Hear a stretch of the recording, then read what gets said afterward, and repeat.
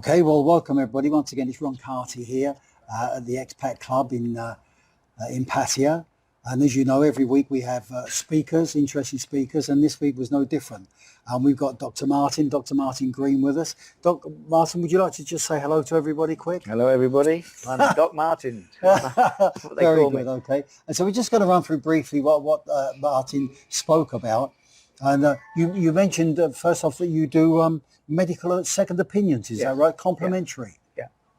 And I've been doing this for 6 years.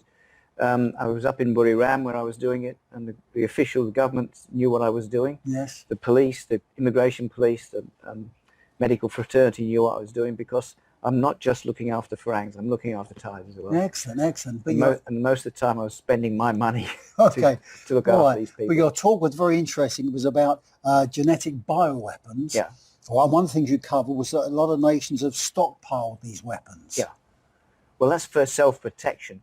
But also, some of the treatments that we do, like, for example, somebody with a toxic microbiome in their gut, what we do is we give them high-dose antibiotics and then a stool transplant. Now, you can't get a stool transplant from the local chemist. You have to go to a biomedical engineering place that keeps these things.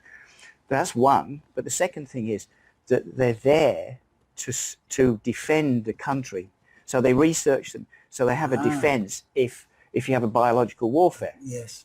That's the purpose of them. But you can't through these level 4 labs enhance, or you're not in America, you can't enhance the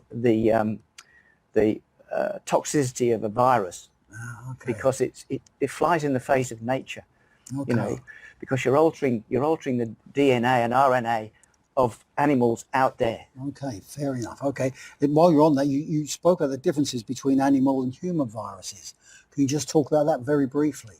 Well, animal viruses, they can be really toxic to people, but they're not very transmissible. But this, was a genetically manipulated virus, the SARS-CoV-2. Yes. It had enhanced functions. It had an advanced viral ability and toxicity, and the toxicity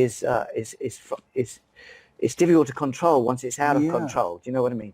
Yeah. And you can't, when you're dealing with DNA and RNA, you're altering the structure of life. Of course. And we don't know the long-term side effects of that. That's scary. The problem. Yeah, it's frightening. Yeah, frightening. It is indeed. And you spoke about vaccines as well, the different vaccines briefly. Do you want to just mention a little bit the about mRNA vaccines are a big no-no. Okay, don't have them.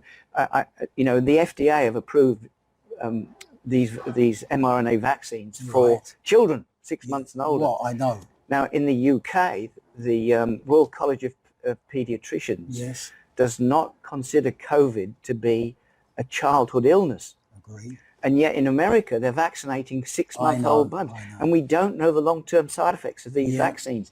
That's the problem. It takes 20 to 30 years to find out what the side effects are. Why are they getting approval after 3 months to vaccinate everybody? It doesn't make any sense. Well, you covered that on vaccine procedures. So anyway, but at the end of it, you spoke about the Great Reset, and the 3 key areas of that. So do you just want to cover that while we talk and just finish our interview? Oh, how to control the public? Yes, yeah. Well, you control the public by restricting the public activity.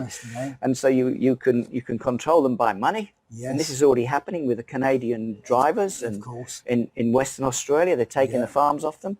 The government is. Yes. In Holland they're doing it there. They've taken the farmers' fields away because there's too much methane or whatever the excuse is. So that's control, money control. The second control is, of course, identification technology, where the government knows exactly where you are and what you're doing all the time. Google knows exactly what we're doing all the time. In any case, government's another step up. Okay, and the third one is, this: be a good person, otherwise you're in trouble. And it's rated on a scale. And if you fall below 250, you're in trouble. And that is a big problem, because what you do is you lose, not only do you lose privileges, you lose access to your money, but also you're ridiculed. This is happening in China now. You're ridiculed in the public domain. Yes. And that's the government doing that. Well, interesting. Well, I've got to say on behalf of everybody, it was a very interesting talk. It was topical. It was scary.